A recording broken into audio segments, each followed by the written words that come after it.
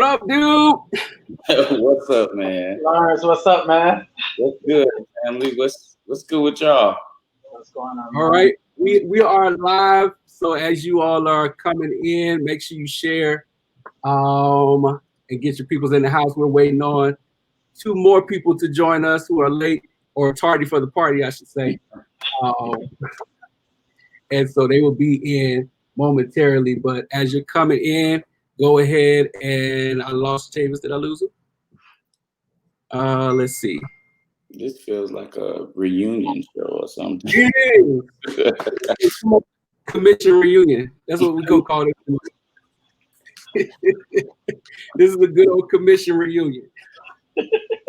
We are waiting on our other counterparts to come on in. Wait a minute. Again, make sure you share. We're waiting on JoJo and Larry. Maurice, are you from Florida, right? Boy. Okay, because you started early. I was trying to be nice. I'm just saying. I think everybody's from Florida. Well, kinda, except for JoJo. Larry's technically from Florida. He's from up north, but he literally moved when he was little, so he's Florida. Yeah, we it's a Florida connection tonight. We just the only one that stayed faithful is me. That's because you stayed because you wanted to stay. The only one that got stuck and stayed stuck.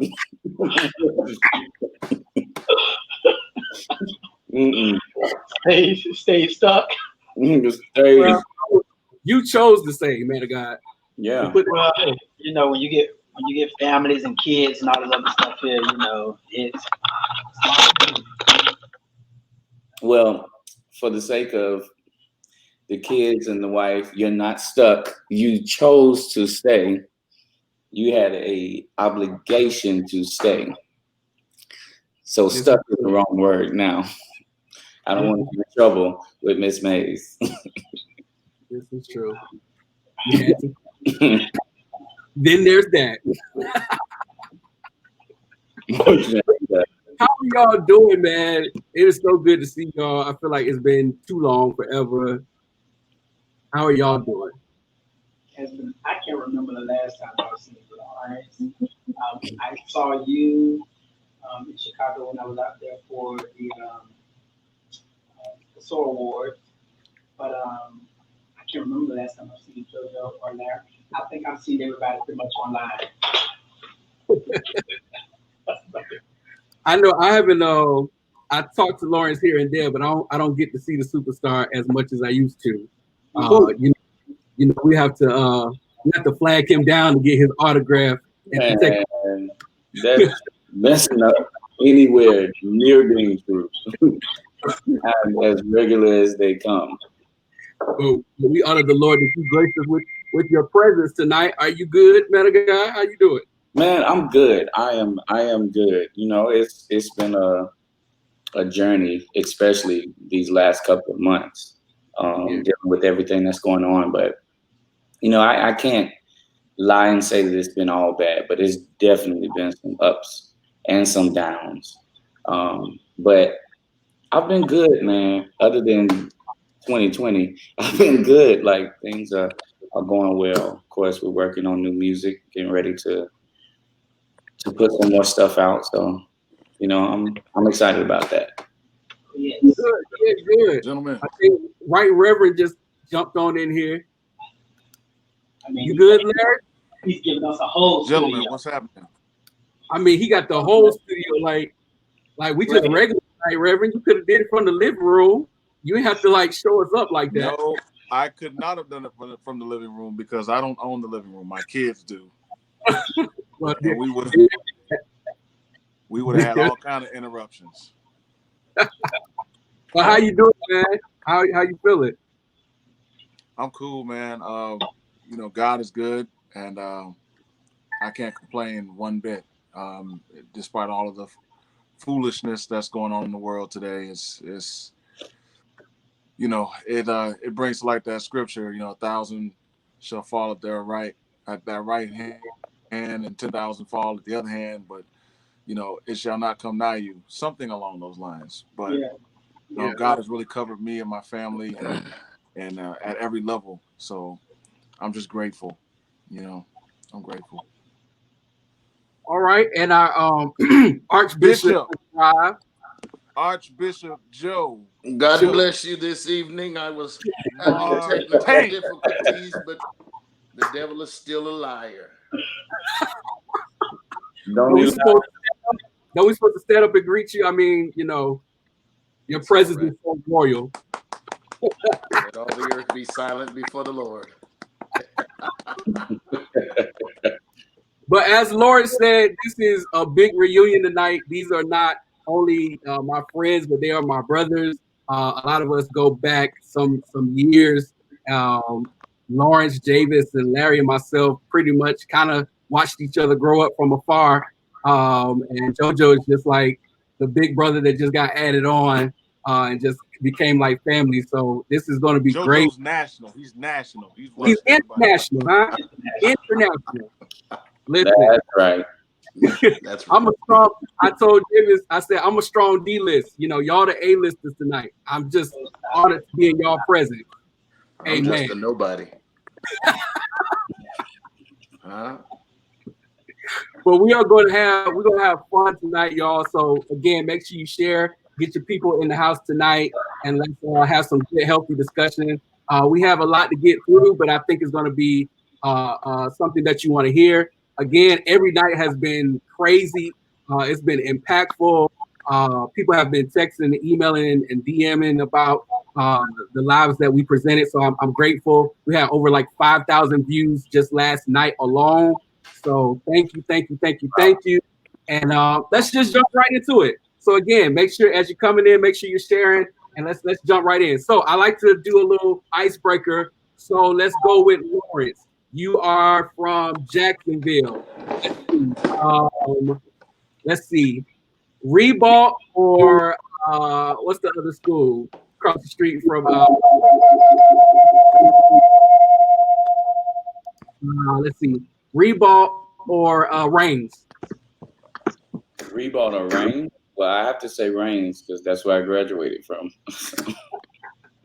All right, Javis. This is gonna be petty. FAMU or BCU? FAMU. My God. Tough. That's because you know not the Lord. You know not the Lord. That's all. You don't know. All right, Larry.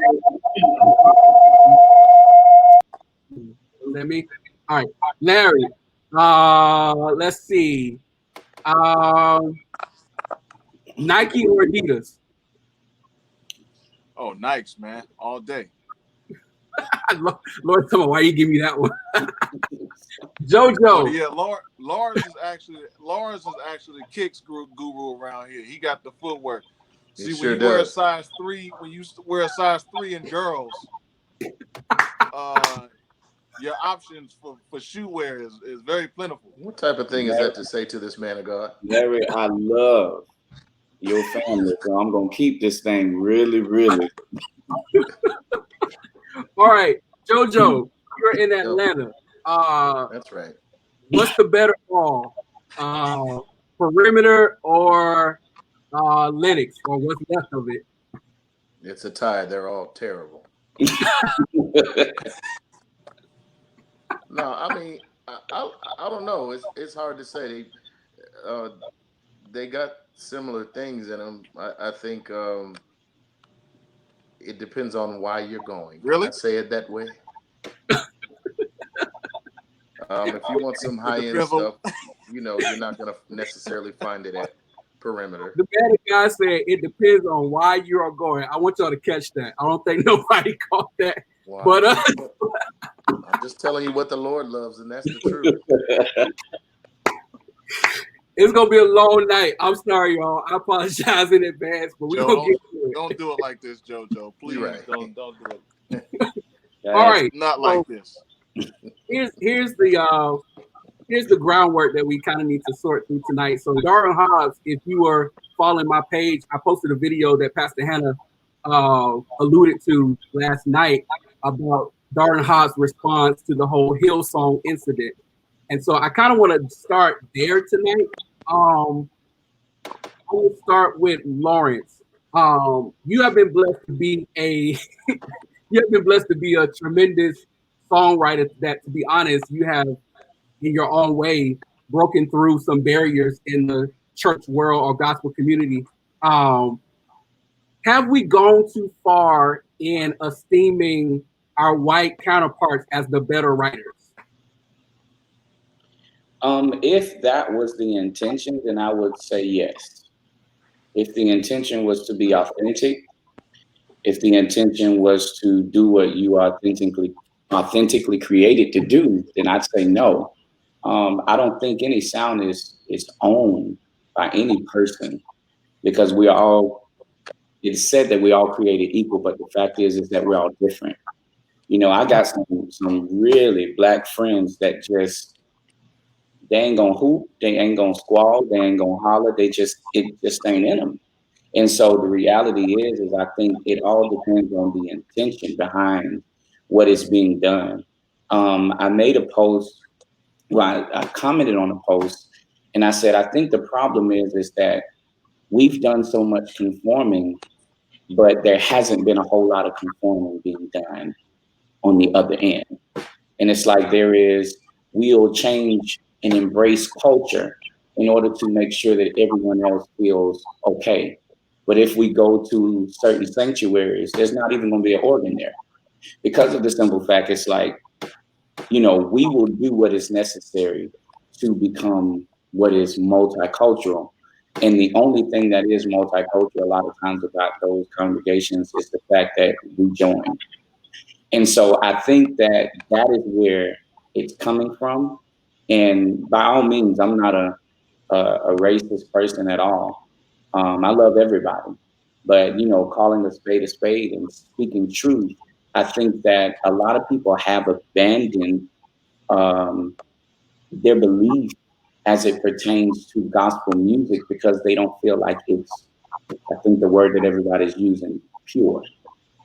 And I think I asked the question, what is pure then? Yeah. What makes our music not pure because we sing about our experience? I asked the question, what makes it not pure? Is it because we use more accidentals? Well, it could be because of the simple fact that our life isn't full of white keys. It isn't full. We got a lot of accidentals that happen in our lives. So our sound matches our story.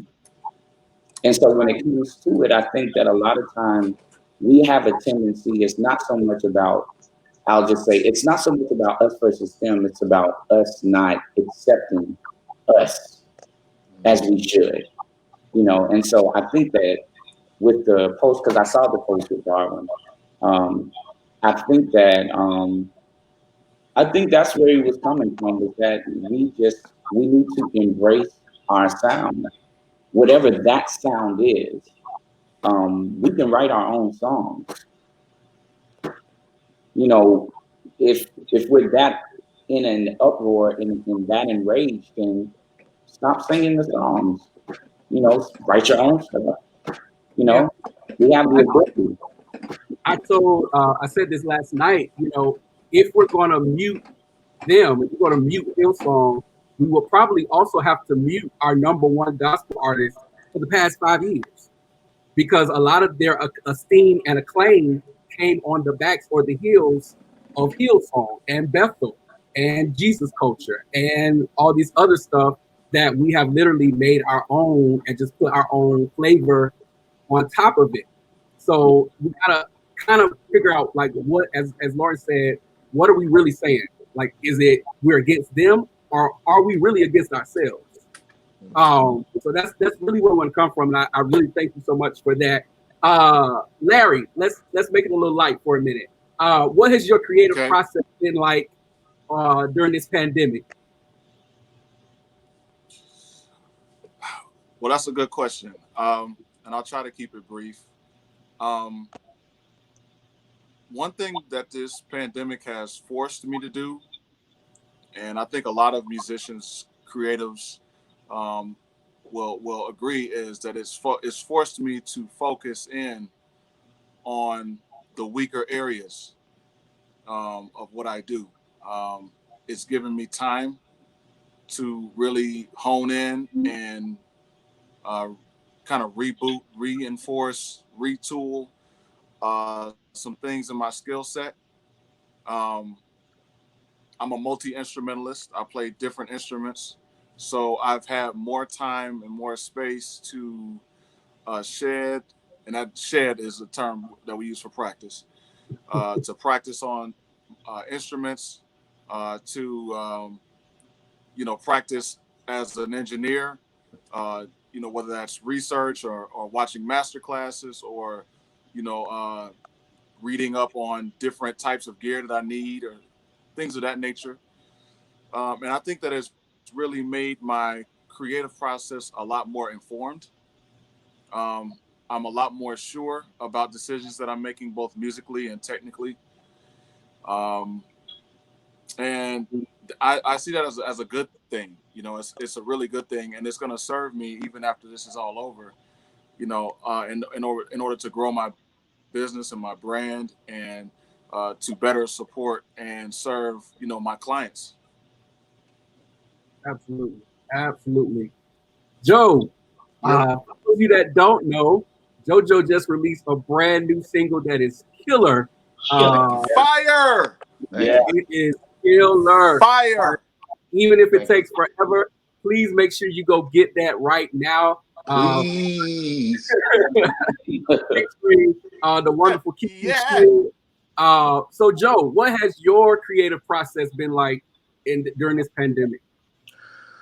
Well, as most of you know, I haven't had my kidney transplant that long, so I've been in the house for over a year for the most part, traveling when I get the approval to do so. But when stuff started looking crazy, the doctor pretty much called and had me stay at home. So I've been at home for a long time, much longer than they put the whole country on this curfew and all this other stuff. But um, it was the same process. I write from experience, and every time I got something, I wrote it down, um, or I would just sing it into my devices and bring it to life. I've never been a person to concept write, so when people call about that, it's kind of like, I feel like people connect better with what you've lived through because you can talk about it differently. But my process has just been to stay focused. Even in all of this stuff, I limit how much news I watch every day. I limit Yeah. how much I let people send their videos and their views and their frustrations. I limit all of that so that I can still have that connection, not just with God, but with my creative self, so that I can hear exactly what I'm feeling, and not with everything that I see or with everything that people are the narrative that everybody else is pushing. So my creativity, a lot of people that I've talked to close to me have said that they've lost their passion or they've lost the desire to want to do things because they're seeing too much. So I've just been limiting what I've seen, Yeah. and I've stayed focused to stay true to who I am and the reason why I do what I do, the reason why I write songs, the reason why I sing, the reason why I do the very small amount of production that I do, is because I'm passionate about it and I love it. And anything that can alter my passion, I disconnect.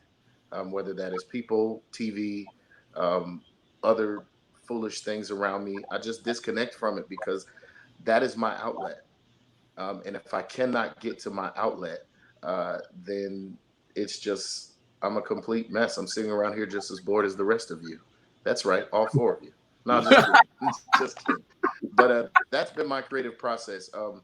Last thing I'm gonna say is that when PJ spoke at the YLC um, conference convention, one of them last year, he was saying in his master class that a lot of the inspiration for a writer comes from traveling, seeing the world, and getting out there, and not being able to. That was a major thing for me: going places, talking to people, meeting people, connecting. And so when I couldn't do that, I found other ways to do it. And social media made that very, very, very possible. Not that I was ever too good to respond to anybody, but I just started doing more of it. Because, a lot of artists think, I ain't responding to people. But as I've been able to connect socially with people online and through other, like Instagram and Facebook and stuff like that, it's given me kind of that same type of feel, to talk to somebody about, what's going on where you are, what have you been doing? How's your family? Has anybody been affected by this? And, whatever the case may be. And so that's been such a major form of inspiration for my writing. Not to mention the stuff that I've experienced over my lifetime, but just to add somebody. And I've connected with so many people that have gone through a similar journey as me health-wise. And so that's been my creative process, just gathering inspiration from everybody and everything, and including all of you. Yeah. You lying, but okay. I don't lie. I don't lie to God's people. That was a lie. All right. Javis. If you didn't know, Javis Mays also has a single out, You Reign, and Javis has been in this game for many, many, many, many, many years. So make sure you check out his music. I'm gonna get to that, trust me. Javis calls you old, man. I think he is the oldest one amongst this tribe. Well, good evening, Dr. Bobby Jones. Thank you for joining us. Bobby Jones Gospel. Javis Mays. But Jay, what is on your playlist right now, and does that affect your creativity? And if it does, how does it affect your creativity? Crazy thing is, right now I'm not listening to music.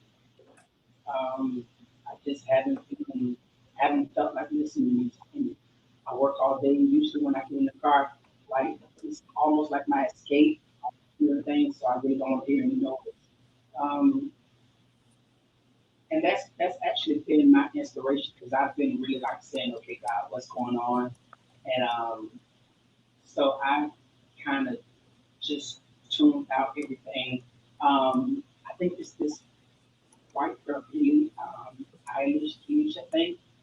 My daughter had me listening to her, so I've been listening to her. But other than that, I haven't really been listening to music. I got JoJo's.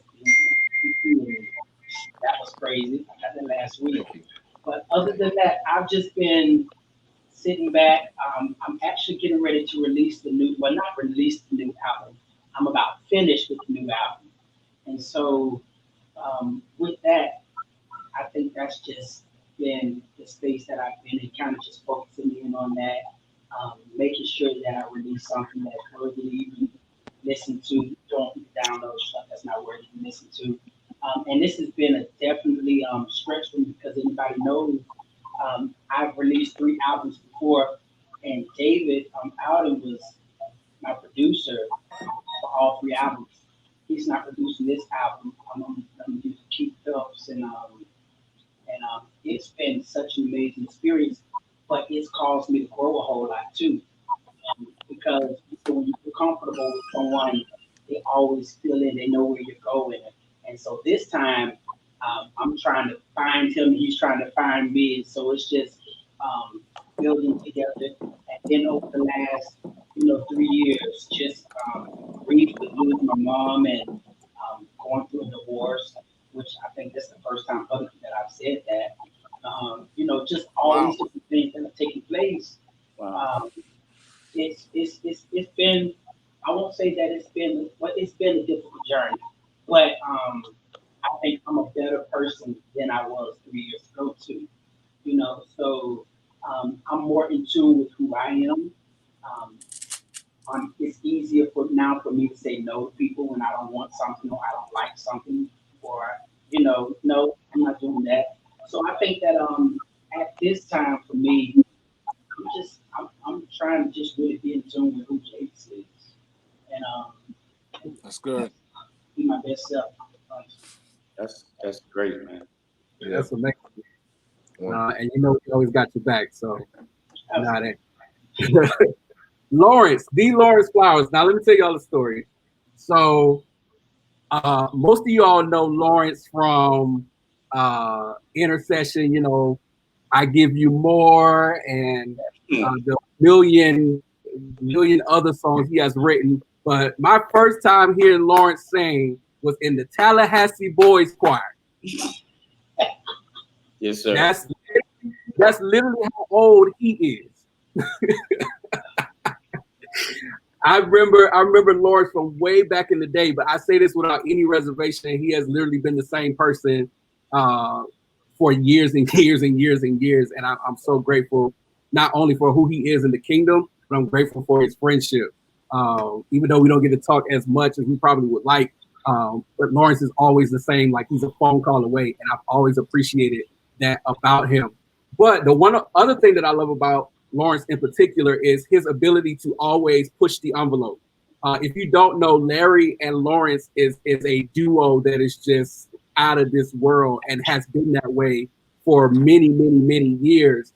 But Lawrence, if you could describe the sound of tomorrow, because we know coming out of this quarantine, and I hate to sound churchy, but there's going to be some sort of sound that should permeate the earth, especially amongst those of us. Did you quicken, Larry? There should be a sound that permeates from us, especially since we've had this idle time, like all of this time to really be in tune with God and in tune with ourselves, as Javis said. So if you could describe that sound, what would it sound like?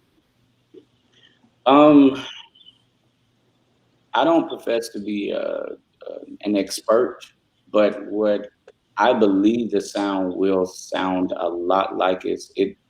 If I could use a word, it would be fusion. There's a fusing of sounds. This sound can't be created by or claimed by one anything. This sound is literally coming from a co-laboring, a collaboration. It's going to take collaboration. And I believe that honestly, in this season, one of the main goals of the enemy is to get us to be so separate that we won't collab in order to create the sound.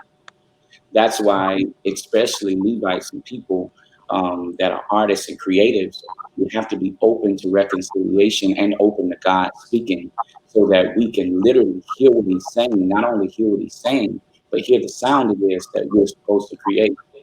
I'll use my, I've said it a couple of times, but even the title of my next album is called Merge.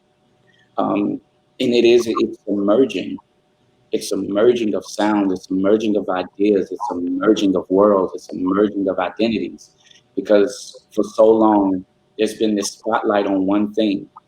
And even though there is several spotlights, it's like we were talking about at the beginning of this, we do ourselves a disservice when we think that Black gospel music only sounds one way.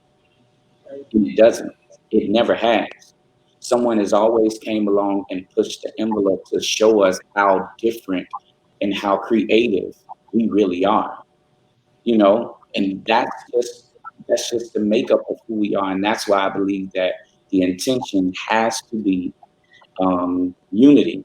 I believe that the sound is seriously fused in unity. So it is a sound of fusion. It is a sound that will literally capture and cultivate a nation of people by way of culture. It is not about religion as much as it will be about culture. We have to embrace culture. And that is going to give us the influence that we've been wanting and needing in order to reach the masses. I always say the biggest church is the unchurched, but we only write for the church. And we've got to learn how to tap into who it is that we are authentically created to be, so that we can release that sound. So hopefully that answers, for the most part. Perfect.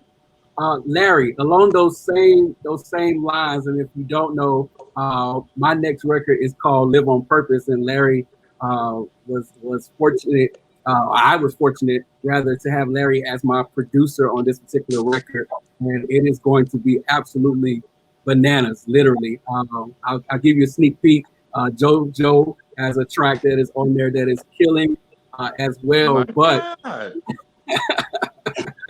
uh, I wanna pose this question to you, Larry, because you've always been able to have, along with Lawrence, a post on both the church and the secular world. How would you advise an artist or a producer that desires to be both spiritual and relevant? How do they do that?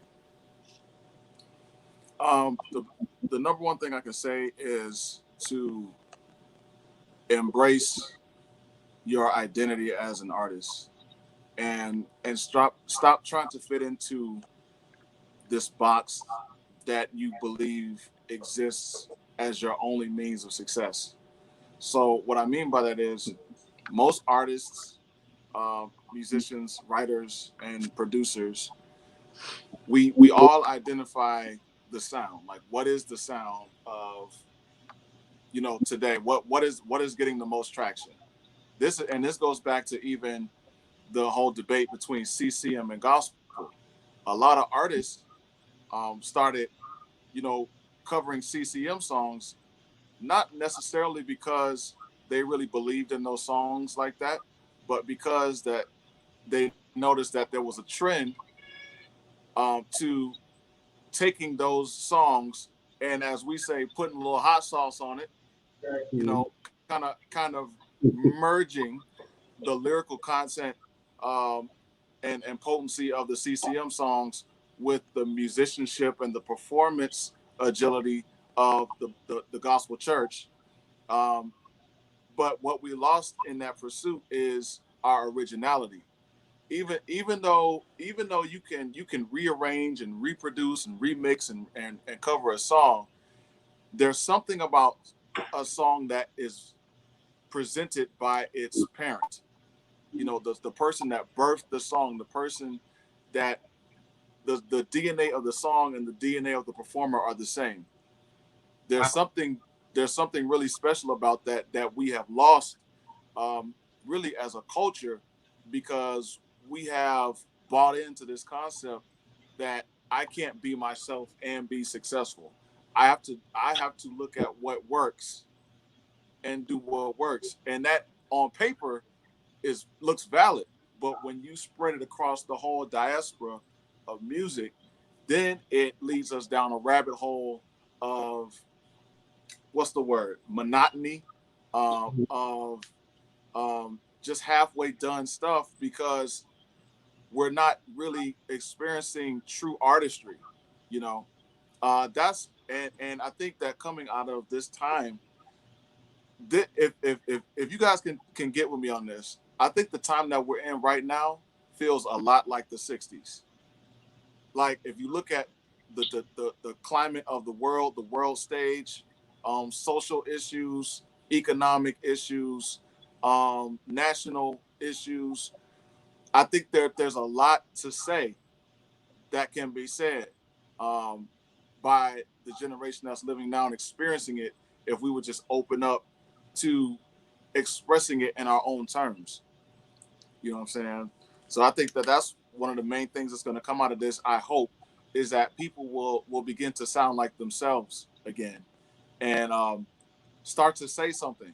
One of the biggest things that has caused the rise of CCM in the Black church is that Black songwriters have stopped writing from their heart. We started writing. We started filling our songs with a bunch of one-liners and catchphrases and chants.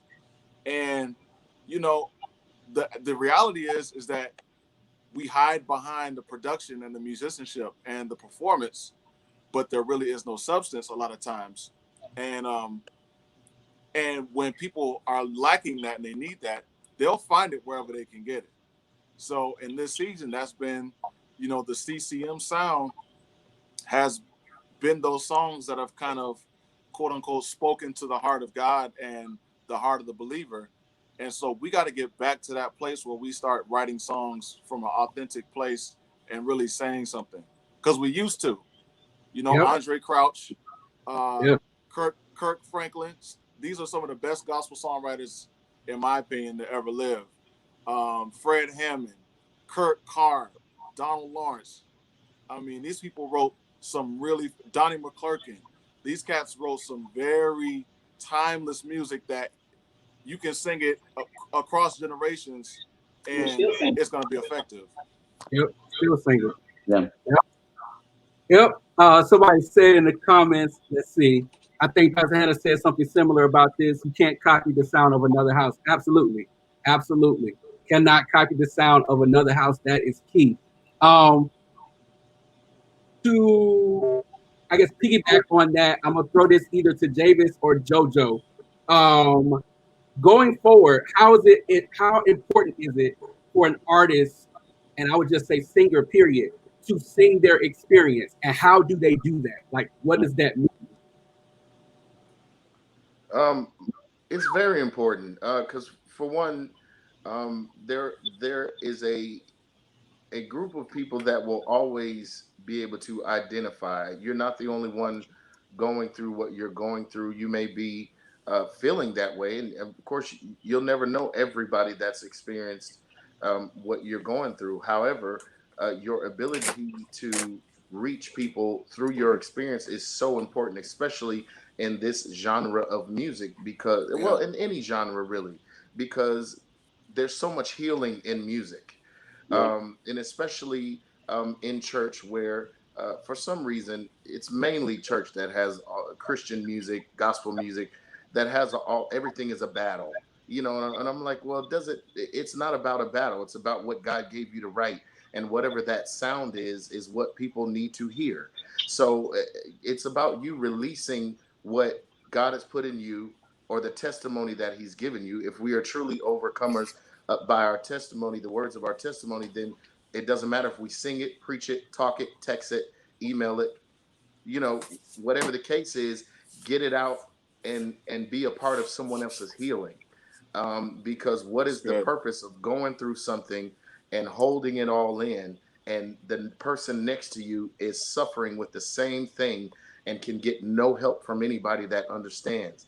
I mean, wow. It's I always can receive condolences better from people who've been there rather than people that have never experienced. Yes, I take in your love and your prayers and your condolences on losing your mother, but on me losing my mother. But if you've never been there, you know what I'm saying, then you're really just talking words to me that you've heard everybody else say. But if you've lived through my pain, then you can say something to me that I can identify with, a piece of that struggle that nobody else can endure. You know what I'm saying? Or nobody else can translate to me, because they haven't lived it. So why not, if you've experienced something in life, put it out there in a way that is helpful, in a way that can reach, and in a way that can be a part of somebody's healing, because so many people need whatever it is you've gone through. You've been put in that place for a reason, not to hold it, but to share it and to help heal and bring people out of such a dark place that they may be in. So that's my take. I would James say, Scott. on my new album, it's a song called "You Covered Me." It says, "Storms may rise, winds may blow, rains will fall, but you still cover me. Pains and scars, sickness and disease, loved ones lost, but you still cover me. You covered me, and I'm still here. You covered me, and I'm standing still. You covered me, trusting, believing that you're perfect. You covered me." And I got on the treadmill one morning after we had just filed for divorce. Mom was already gone, and I was a mess. And I got on the treadmill, and I was just running, and the Lord began to just drop those lyrics to me right while I was running, and I had to literally stop and put it in my notepad on my phone. And I knew that it was a song for my experience, but I knew that there were so many other people who had gone through divorce. Well, it's not the end of life. There's some other people who's lost loved ones. It's not the end of life, but how do you deal with it? How do you continue to move on? So that song encouraged me, and I think that for a long time I struggled with whether or not I would sing that song or release that song, because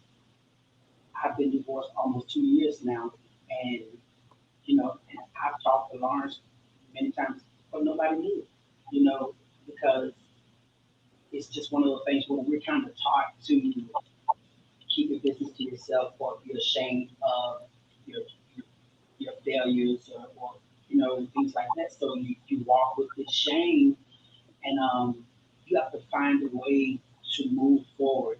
And I think for artists, a lot of times the way we move forward is usually in our art, in our gift.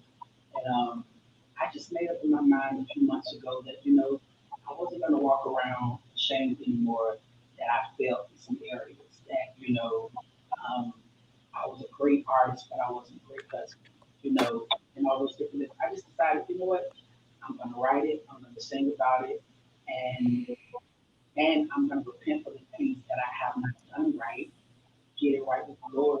And once I've gotten it right with Him, then I've gone to my ex-wife and made things right with her and my kids. I'm going to move forward in life. And so now I sing my testimony, and I'm no longer ashamed. So I think that that's um, we have to go back to being organic and just being ourselves. Um, I cannot sing like Lawrence if it cost me my life. Okay, I'm never going to be able to do what Lawrence do.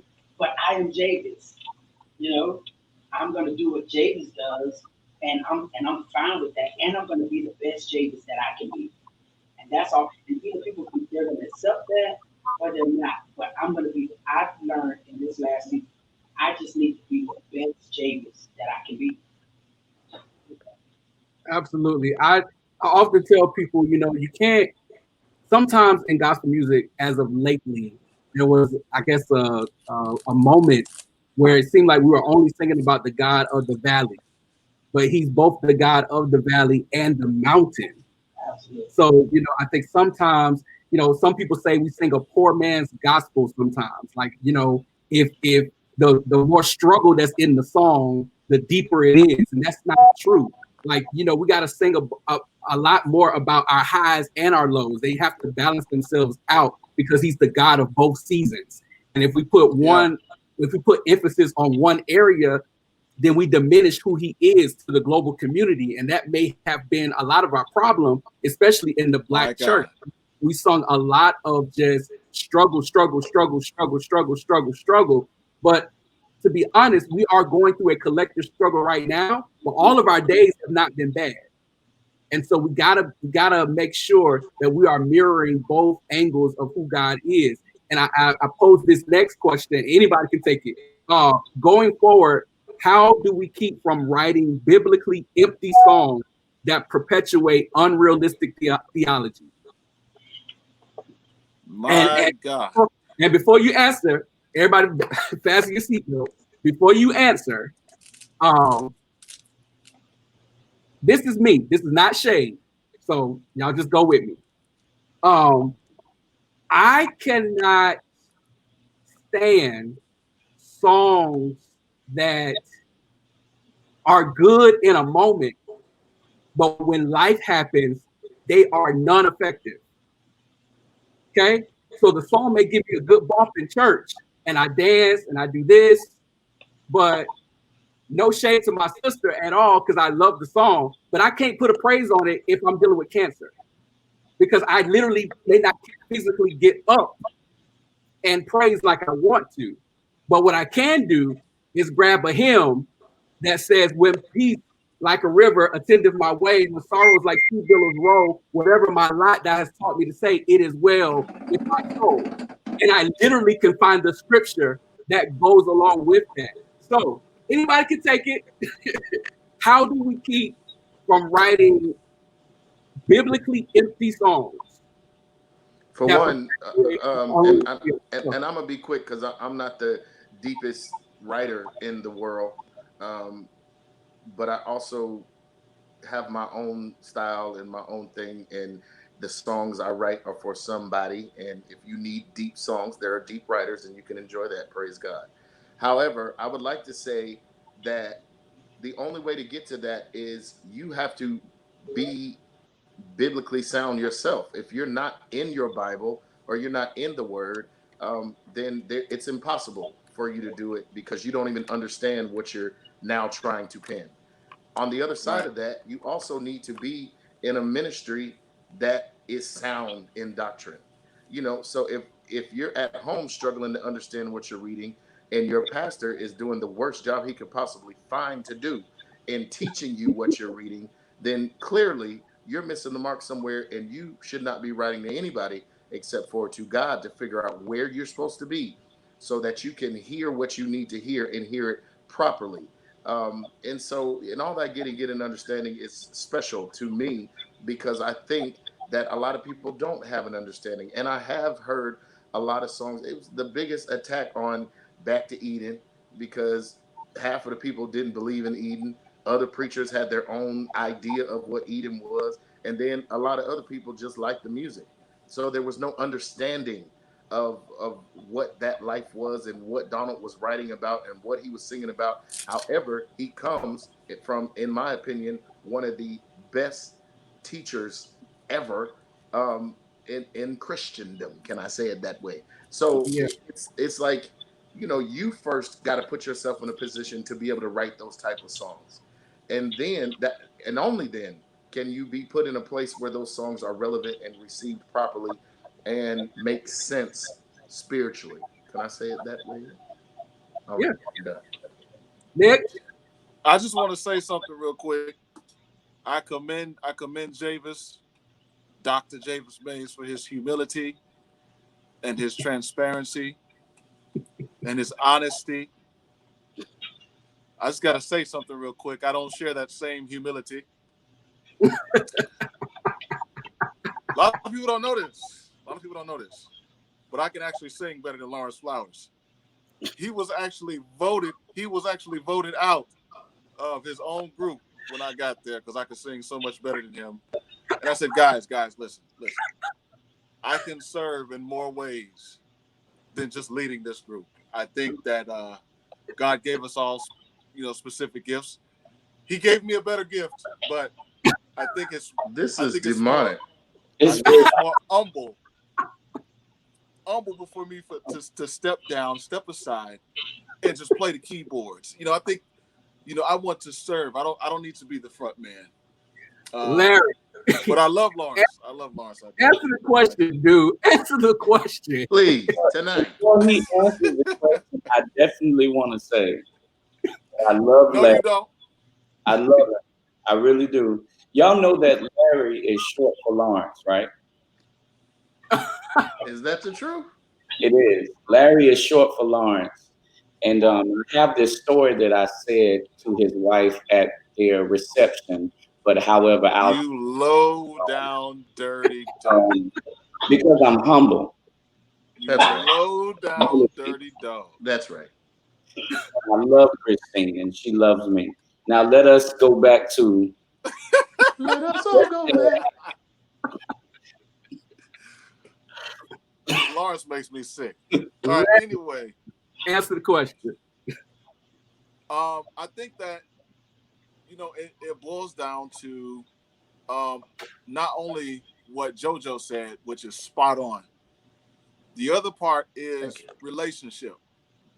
I think I think that we all need to rediscover, redevelop, and enhance our relationship with God.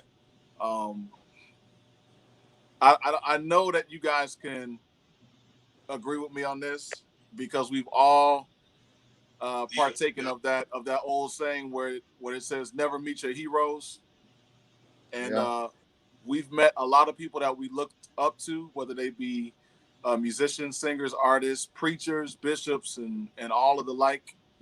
And we discovered that once you get behind the veil and behind the mask and behind the brand, is not all it's cracked up to be.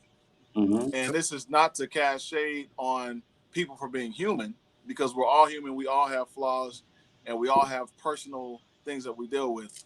But I'm talking about people that portray a certain image and a certain vibe, but on the inside, it's not really like that.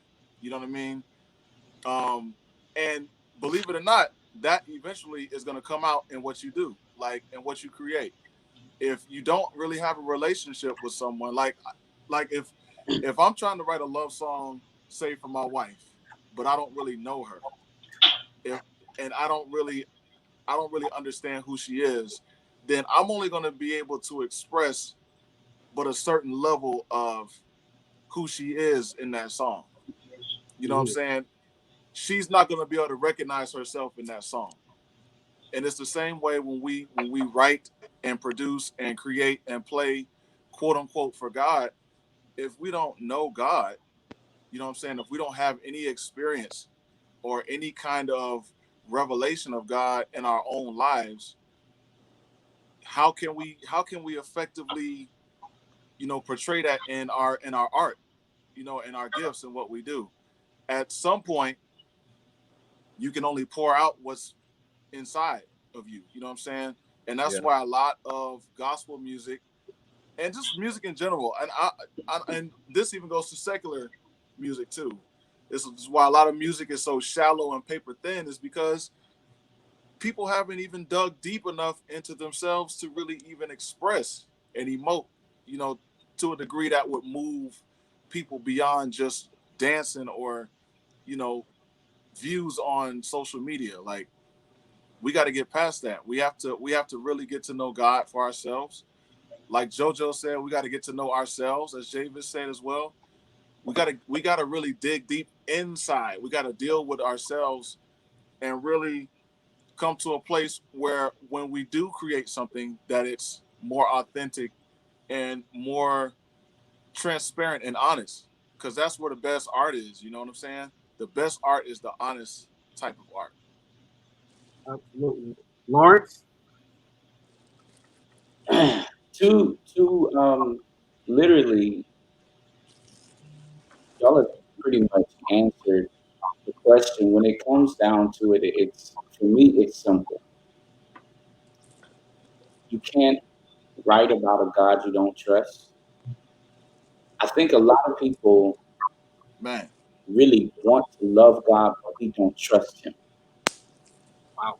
So the words that we read on paper don't make any sense, nor do they hold any weight. Yeah. So we sing what feels good. We sing what people are going to respond to. Because to be honest, in most cases, if I sing what makes me feel good and it makes you feel good, then you respond, it in turn makes me even feel better. Because now I feel like because you respond, I'm doing what I was anointed to do. And that is move you to respond. When the truth of the matter is, our anointing has nothing to do with the response. It has everything to do with submission. It is to get people to submit to God. It is not about a response. It's not about a shout. It's not about a tear. Because if they cry, and the only reason I'm crying is because not because what you're saying convicts me or what you're saying helps heal me, but what you're saying I can't even hear because what's in you is what's really ministering to me. And so because you're singing out of pain, all I feel right now is the pain of my own. And so a lot of wow. times what we don't realize is that it's not even about the words that we're singing, it's the vessel. And so if the vessel is not submitted to a God, if it's not submitted to the one and only true living God that downloads information, that downloads know how to actually minister to his people, then I think that whether it's biblical or not, it's not going to hold weight. It's like it's like um it's like taking really good wine and pouring it in damaged old wineskin. You Mm-hmm. waste the oil, you waste the wine. The point is that we have to have a relationship, like Larry said, to the Father. And for some people, the only way we can have a relationship to the Father is we gotta be connected to somebody else that's connected. Because most times we don't have it in us to save ourselves. So if we're drowning, we need a lifeline. And for most people, that's a pastor, that's a parent, that's an advisor. It is somebody that you submit to. And it will come to you in many different forms, but I believe that a lot of this happens. And don't get me wrong, I'm one that I can find where music, as long as it makes sense, and as long as it's about God, if we're talking about gospel music, I can find where it fits. Like, for instance, song you brought up, there's a healing in this room with my name on it. There's a miracle in this room and it's here for me. There's a breakthrough in this room and it's got my name on it. So I'm gonna put a praise on it. The thing is that a lot of times songs are birthed out of sermons. How many times have you heard it preached that you got to make a deposit before you make a withdrawal? Mm-hmm. So right now, even though I'm singing a song, I'm literally re-preaching a sermon that I heard. And I've heard this a million times in my life, that in a season where you want God to do this, this, that, and the other, you got to do this. I said it whenever I would sing more. The whole purpose of me writing more, it actually was not supposed to be on the album. It wasn't one of the songs that I was trying to put on the album. More was a song that it didn't even have a verse. I wrote a verse to it. It was a song we used to sing in rehearsals, and literally we were in Nashville. We were in Tennessee, somewhere, I think Nashville. And we were at a barbecue, and they were like, "We want y'all to sing." And Jasmine was like, "We need to sing more." I'm like, "No, we need to sing one of our real songs." And she was like, "No, let's sing more." Larry got on the keys. We sung more. And from that moment on, literally, that song literally took off. It first took off before we recorded it by way of a video. The point that I'm making is that song was a devotion. It wasn't about getting anything from God. It was about getting something to Him, getting me back to Him. It never turns around and says anything about getting anything. It talks about, I want to give my best to you. And I think that too much of what we do is laced in a need, except for the need to just want Him. And so if we don't write based off, like Larry said, if you literally only write a love song to your wife because you want something from her, then the question really is, do you really love her? Yeah. You know what I'm saying? If we never get to a point where we know the Father so much that despite what we're going on, we trust and love Him.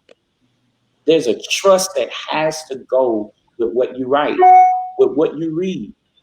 Otherwise, we won't understand what we read. And that's why songs don't make sense, even when they quote the Bible. Yeah. Because we have a relationship with the author. And if we believe that God is the inspirer of the Bible, then we have no relationship with the author. And if we had a relationship with the author, he would walk us through all truths concerning it. Yeah. If we understand the truths concerning it, then we can understand how to navigate ourselves into portraying that truth in the form of song, so that people can be delivered, set free, and gain better relationship with God.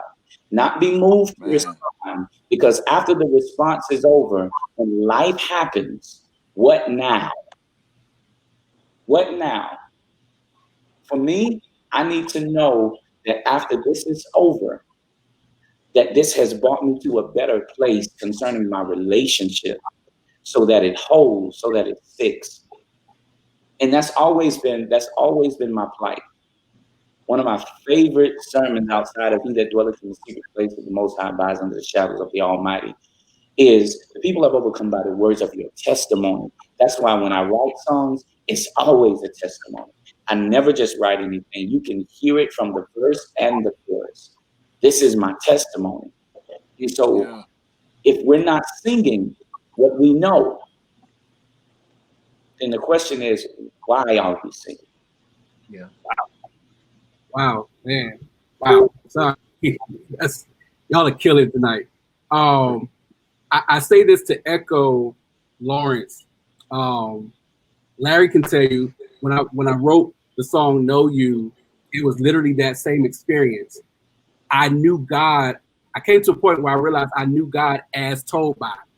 I didn't know him for myself. I knew him as told by my grandfather. Been in church my whole life. Been a musician my whole life. Worship leader my whole life. And when life happened, as Lori said, I realized everything that I clinged to was churchy, but it wasn't God. And so I had to go back, as the old saints would say, and do my first works over again. I literally had to recommit myself to this process all over again because I had discovered I was worshiping a God that I really didn't know. And so you have to be extremely careful as a songwriter that, again, as everybody has said, that you write from a place of authenticity and not from a place of carbon copy, not from a place that's not your testimony. Because let's be honest, there is good preachers out here, but there are also bad preachers out here. There are good churches out here. There are also bad churches out here. So it behooves all of us to make sure that you study to show yourself approved. Right? So I'm gonna shift gears to something a little bit lighter. And those of you that, if you have questions, you can go ahead and start putting them in the comments as we kind of come down the hill and get ready to wrap up. But this is a little bit lighter. So, Javis, well, I don't know if this is lighter. You are in a very interesting predicament as an artist who is itinerant, but you are also a worship leader, probably for one of the most controversial pastors in America right now. How have you been able to navigate the humanity of who you are and the assignment that you are supposed to carry out on a week-to-week basis? Everybody needs God. Everybody. Whether you're white, black, yellow, purple, everybody needs God. When I came to City of Destiny, I was very honest about who I was. She was pretty clear to me about what it is that she was doing. And we understood each other. I think even in black churches or white churches or friendships, we don't always agree, but we still are friends. And I think that that's where we have to learn how we have to learn how to respect people's decisions to be different, to think different, to move different, and still be able to be focused. My focus, when I stand on stage and I worship, it is about a God who loves every single person. That's my focus. I worship and I go home. I have absolutely, and I'm still very authentic. I can, matter of fact, I talked with her Saturday about some things that were taking place, and we prayed about those things. We talked about those things. So has it been very controversial?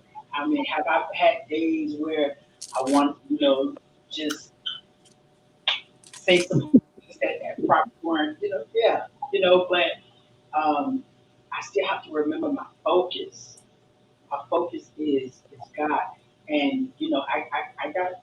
I mean, there are a lot of people who had a whole lot to say about it. I wouldn't post pictures with her, or I wouldn't post pictures at that church or videos at the church. And we've gotten so far away. It's just me. I feel like we've gotten so far away from what Christianity is all about that we've allowed politics to be more important in our life than what we believe and who we believe in. And Maurice, I may disagree with you about some things. Matter of fact, I think Lawrence and I, we had some disagreements about some things a few weeks ago on social media, about the church situation. But that don't stop me from loving him. That doesn't stop me from being friends with him.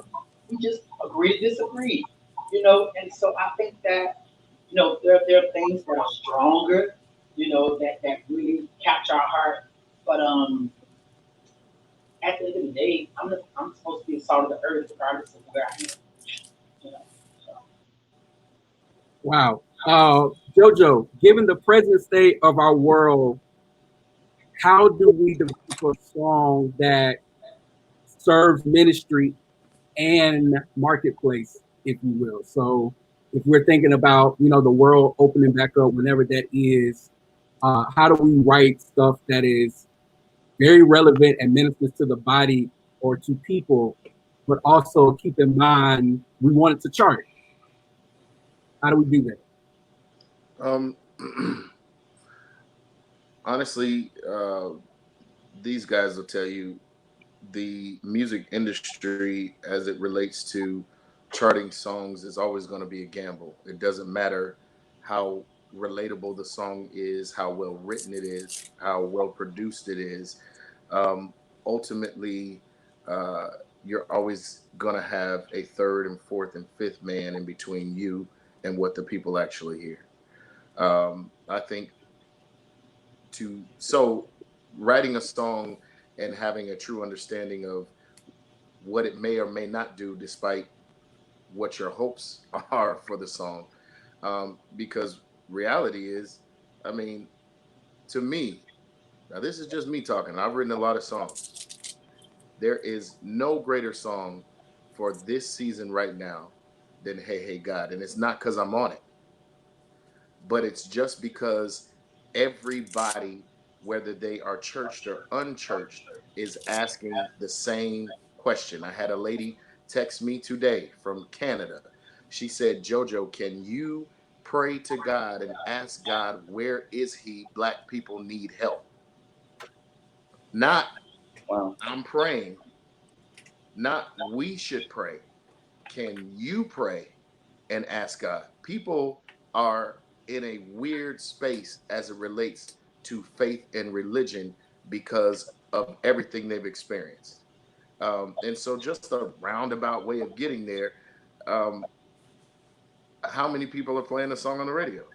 You know, how many it could chart, but how many allowed it to?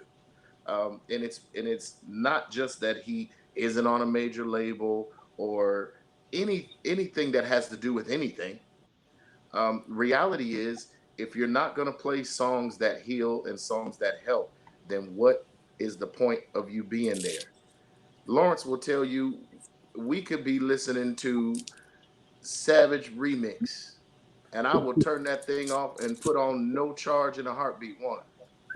Those are songs that I love. However, Yeah. how is you playing No Charge on the radio in this season helpful to anybody that is suffering in their faith or struggling in their faith, in their religion? So you could write the best songs and you could write incredible lyrics that connect. We've seen it with Kirk, as great as his songs are, and they still don't play the stuff that really connects. However, they play the stuff that sounds good and the stuff that gets ratings. So I will say to that question, finally, apologize that it took me so long, but that was important.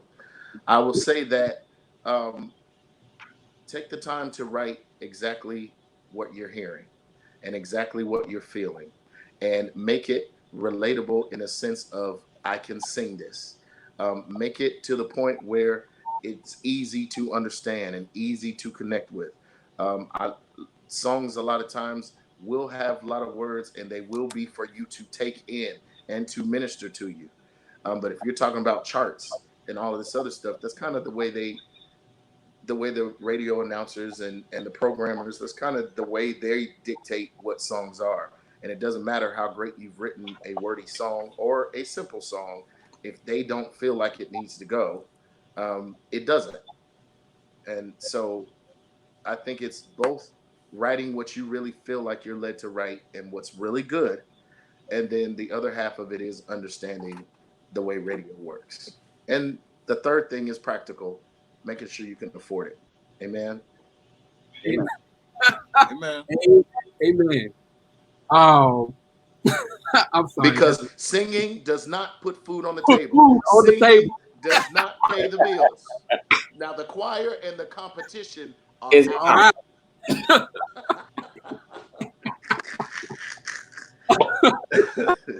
All right. So I gotta shift gears one more time. Larry, so the world as we know it won't be the same going forward. Church won't be the same. It just won't. What do you say to the gigging musician or the gigging artist right now? Woo! Um, I'll put it in one word: diversify. Diversify your skill set. Diversify your outlets. Diversify your network. I think one of the things that God has used to sustain me and my household during this time is the fact that I don't just play. I can play, I can write, I can produce, I can mix, I can master, I can track, I can run sound, I can do a lot of different things that have a market value attached to it. And I think that a lot of musicians and artists have, to use a cliche, they've put all their eggs in one basket. They have zoned in on a specific thing, and that's all that they have invested into. And what they have discovered is that just like somebody who works in corporate America, that's your 9 to 5 job. That is your sole means to generate income for yourself. If you find yourself suddenly without that job, you find yourself suddenly at the mercy of things you can't control, like bill collectors, like lenders, like um, everyday needs like food and water and utilities.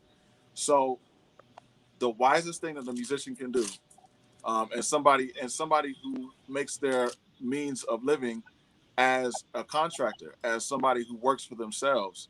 This goes just not even for just musicians, but anybody whose business is a sole proprietor business. Like my wife, for instance, is an author. That's how she brings in money. She's not in corporate. She doesn't work in the career that she used to work in. So she is discovering for the first time, really in life, that how you make your living is on a 24-hour basis. You kind of be available when the business is available. Things like that. I think that just finding other ways that you can generate revenue and bring in money is wise. I think a lot of musicians who were on major tours have discovered that perhaps there is some real value in those 100 and 150 and $200 gigs. Perhaps some of those musicians that were always on the road and always playing on big stages um, were faced with the uncertainty at every level of this business that is very real and exists. So I think that everybody has learned a lesson in one way, shape, or form that it's a good idea to have multiple streams. And multiple streams is a biblical concept, but it has very, very real natural um, implications for our lives today. Yeah. A lot of these artists and singers, one thing y'all need to understand is there's nothing shameful about going back to work.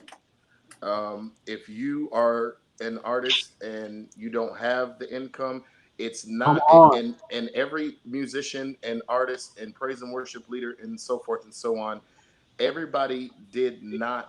Um, everybody didn't waste money. They didn't.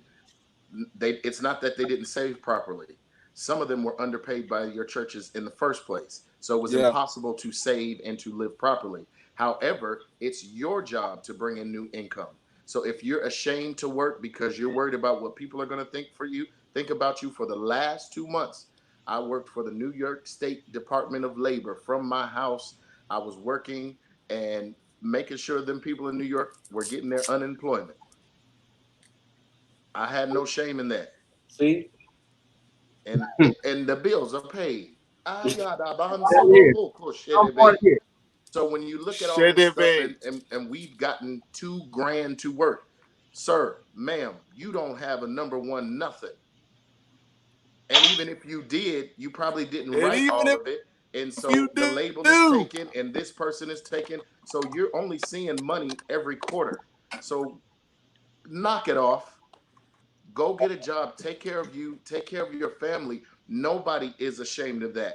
I will go and sit and flip burgers at McDonald's before I am homeless and out on the street and my kids don't have, and I'm sitting here trying to make sure I look a certain way for a bunch of people that have just as little money as I do.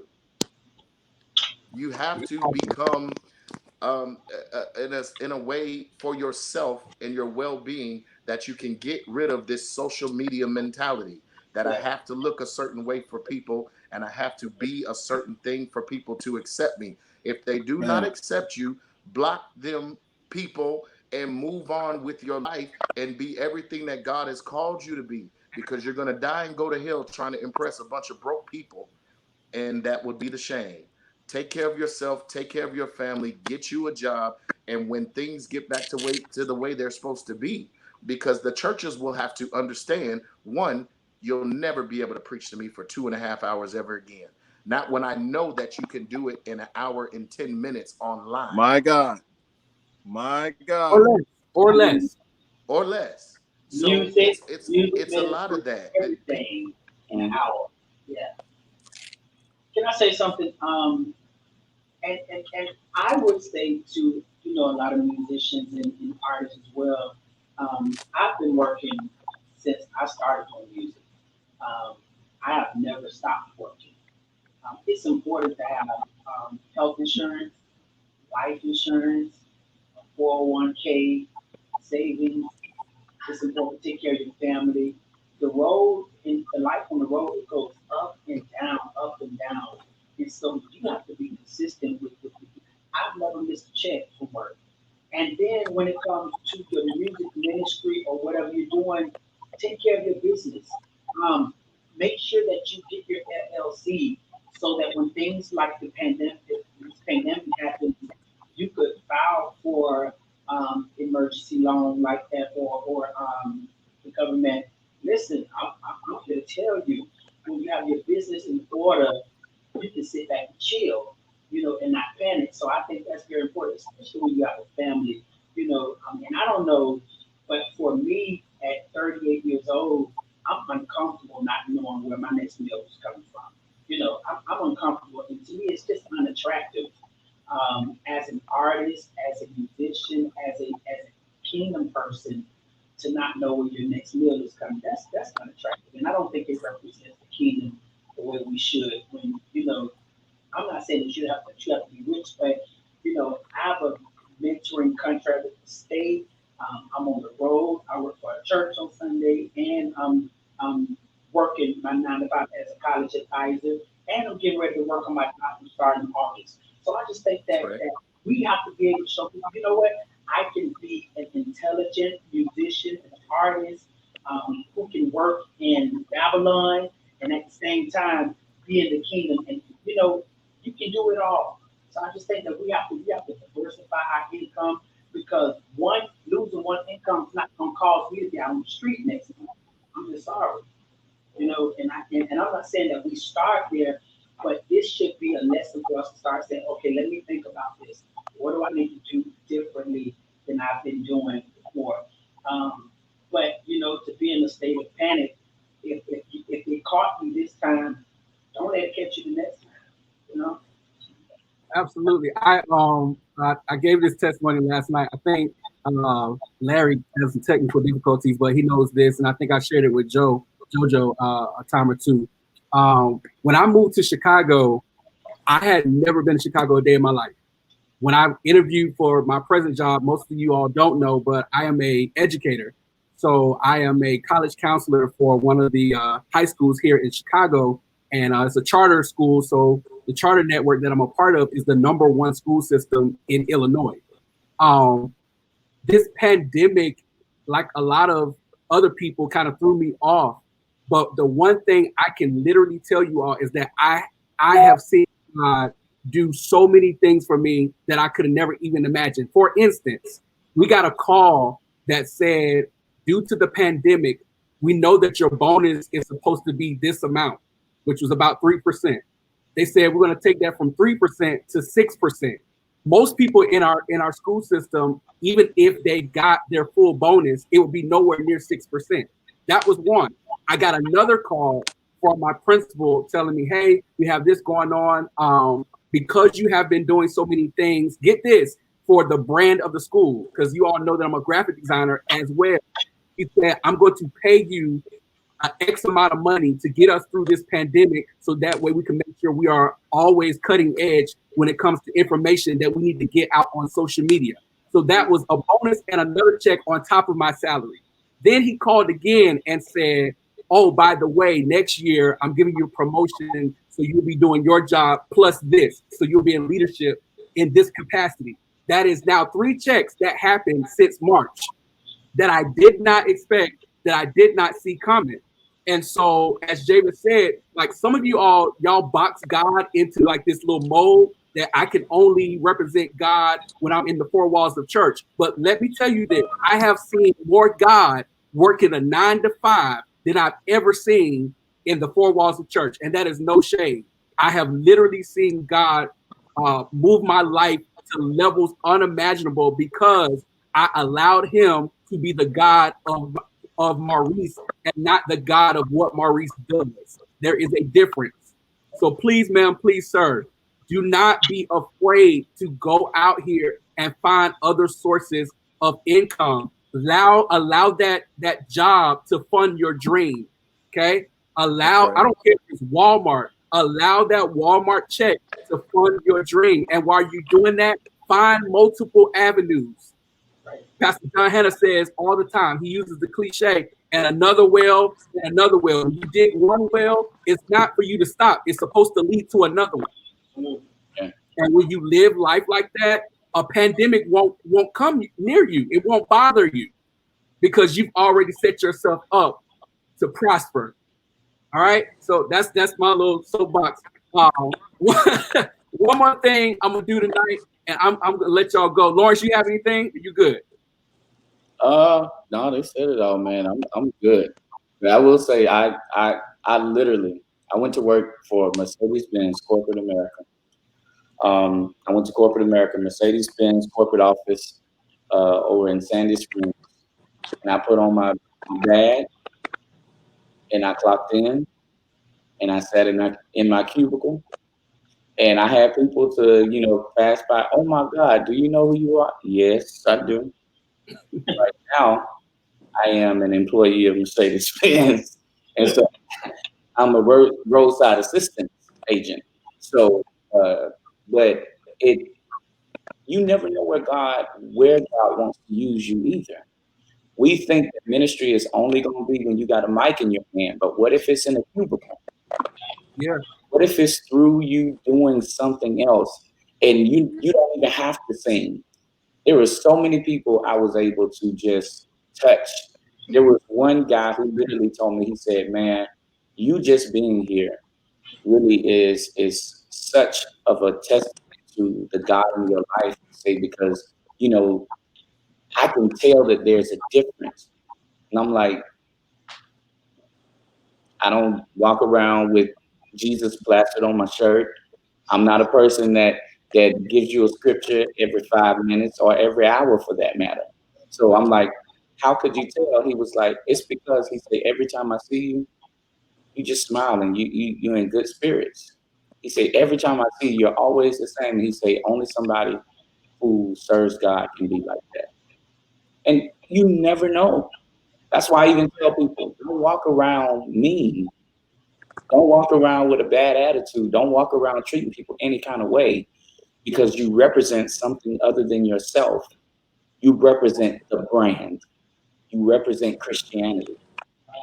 God ain't did nothing to nobody. It's us that make people not want to deal with anything that has anything to do with them. So all of that, I say, you gotta do it. I did it. All of us have done it, and we'll do it again. We'll continue to do it if that's what we need to do. This is life. Straight up, it's life. And life is not a concert.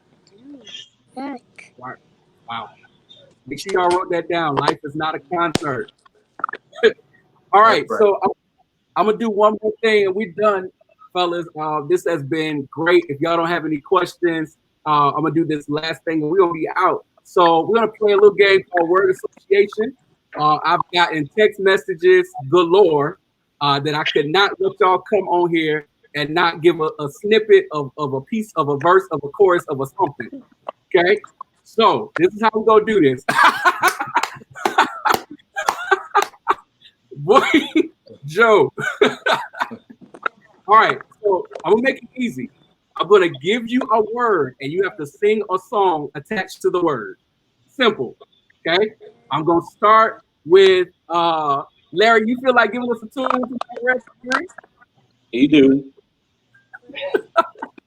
He sings better than ours.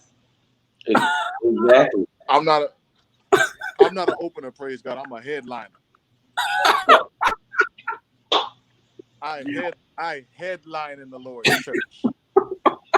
You don't put me up for devotion. You put me up before the word. Praise God. You and self is what you are. Flesh out of control. All right, we're gonna start with Javis. That's right. All right, Javis, your word is grace. Your word is grace. That should be easy. Very easy. When? Go ahead. Sing a word attached with grace.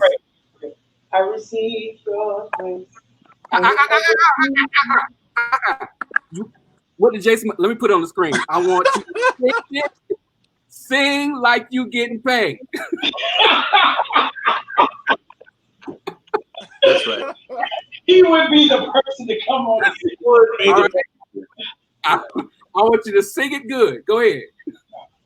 I received your grace, for your mercy has renewed my life. I have overcome.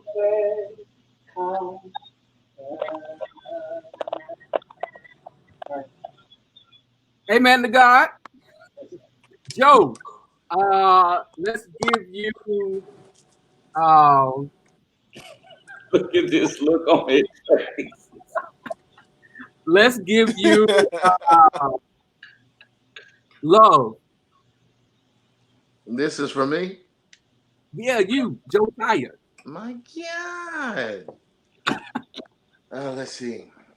Love, a word that comes and goes, but few people really know what it means to really love somebody. Oh, love. Though the tears may fade away, I'm so glad your love will stay.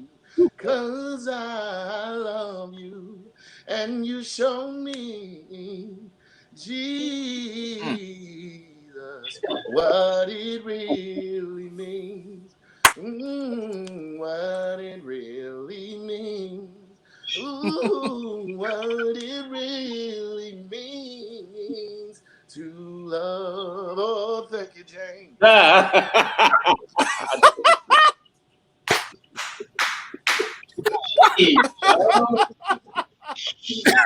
Yeah. Joe, you gotta behave, man. That's just crazy. Thank you, That was Joe. great. Thank That you. was okay. Let's go. Lawrence, let's give you the word faithfulness. That's right. Great is thy faithfulness. Great is thy faithfulness. Morning by morning,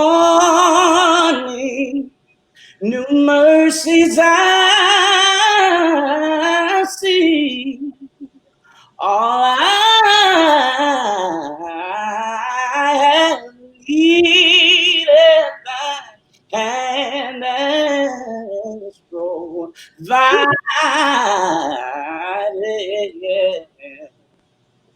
great is thy faithfulness, oh my.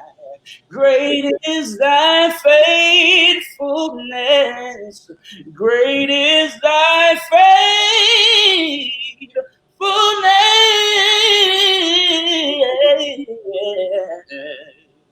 Lord, unto me. All right, may the Lord watch. Larry, you should have been on that organ. I was not. I really should have been. Hey, Larry, let's do this. Are you near your keyboard? Yes, he is.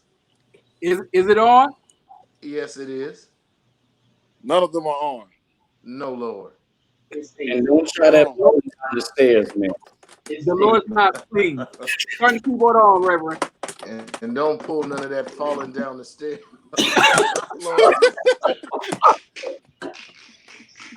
Now you conscious. Lawrence, you dumb, boy.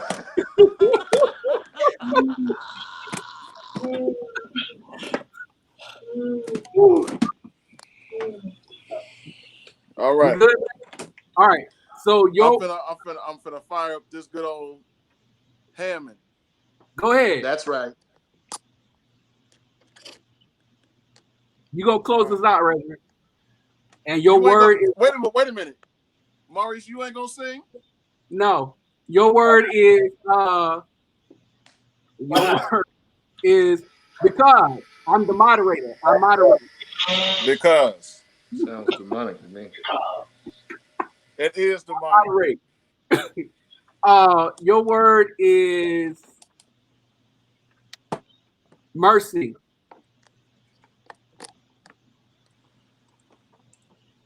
All right, hold on. It's gotta warm up. Speaking of that, that was probably almost one of my favorite Sabbath albums.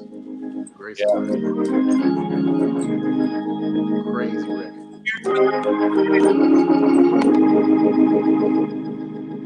Can y'all hear that? Yeah.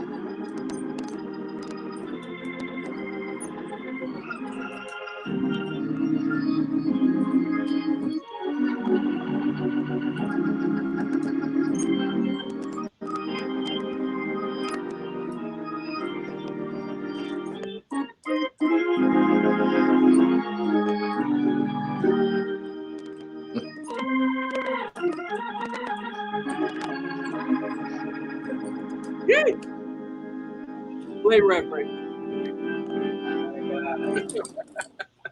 Play, sir. I should have known this was coming. I'm putting John Paul. I'm not fooling with JP. I'm not fooling with him tonight. Not at all. We don't do oohs and ahs. We don't do oohs and ahs. He Sorry. can forget about it. And we can get on live and play Old Ship of Zion. Yes, how about that? It has landed many a thousand. How about that? But no, this has been great. I love y'all so very much. Again, if you like to sew, you can sew via Cash App, Mo Music. None of the money is coming to me at all. It is going to all of these panelists that have graced your screen this week. We have been able to bless everybody, and so I'm so appreciative for what you have done. Again, Javis Mays, please check out all of his music on all digital outlets. You Reign is his latest single. Please go out and purchase. purchase that new single. It will bless your life. My brother, JoJo Martin, and I don't say this without any reservation, he is the only person that my mother loves more than me. All right? That is a true story. And I love her. That's right.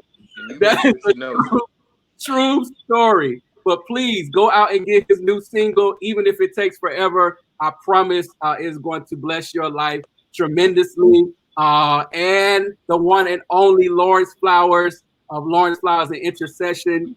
That's right. Literally go on Apple, iTunes, do whatever you got to do and just download the whole discography. I promise it's going to bless your life. Get the whole thing. Any last words, gentlemen? I know Larry got some technical difficulties, but any last words for anybody? I love you guys. Stay black, stay proud, stay true to who you are, and do everything you got to do to protect yourself and your family, and stay prayed up. Yeah, absolutely. I love each and every black. We appreciate your support. Not that everybody on here is black, but if you ain't black, we sure appreciate your support and your alliedness, if there was such a word. That's right. That's right. I love everybody though. With the love of the Lord. We love y'all, man. It has been my pleasure this week to share these 3 nights. I'm going to announce this now. We do have one more special edition of What Next coming next week. So look out for that. We're going to bring in Black male educators and Black male mentors because there's some things that we got to talk through so that you could be prepared as a parent for the next season of education. So please, ma'am, please, sir, make sure you are tuned in. I love each and every. Wait, did you see that comment?